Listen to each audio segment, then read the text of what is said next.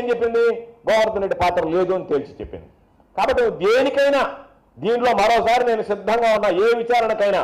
కాబట్టి నువ్వు కేంద్ర ప్రభుత్వానికి రాస్తావా, కర్ణాటక రాష్ట్ర ప్రభుత్వానికి రాస్తావా, నువ్వు ఉండేటువంటి ఈ రాష్ట్రంలో నీవు మళ్ళా పాప నీకు ఎట్ట అవకాశం లేదులే, మీ ప్రభుత్వం వచ్చేది లేదు, నువ్వు ఎమ్మెల్యే అయ్యేది లేదు, అవన్నీ కలగానే పాప నీకు రాత్రి కలగానే పొద్దున్న నీ జీవితంలోకి రావాల్సినటువంటి పరిస్థితి.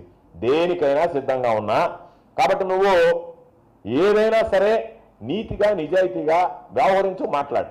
అంతే తప్ప నాకు ఇష్టం వచ్చినట్టుగా మాట్లాడి ఎక్కడో జరిగినటువంటి నాకు సంబంధం లేనటువంటి సంఘటన నా మీద వేయడానికి ప్రయత్నం చేశావు. కాబట్టి నేను మన నెల్లూరులో లేను కాబట్టి, నా దగ్గర ఉన్నటువంటి పాస్పోర్ట్ అవన్నీ ప్రజలకు తెలియాలి కాబట్టి, ఆ పాస్పోర్ట్ అన్ని మీడియాకు చూపించి ఇదిగో నా పాస్పోర్ట్ నా దగ్గర ఉంది, నా కార్ స్టిక్కర్ నాకు సంబంధం లేనటువంటి వాళ్ళు ఎందుకు ఇచ్చాము పోలీస్ కంప్లైంట్, ఎవరికి నాకు సంబంధం లేదు అని చెప్తే పోలీసు నిష్పాక్షంగా ఎంక్వైరీ చేస్తుంది, విచారణ చేస్తుంది. నాకు సంబంధం ఉంటే నేను పోలీసు కేసు ఇచ్చినవాడు కదా, ఎందుకంటే పోలీసు విచారణలో నాకు సంబంధం ఉన్నట్టుగా తేలుతుంది కాబట్టి. అందుకే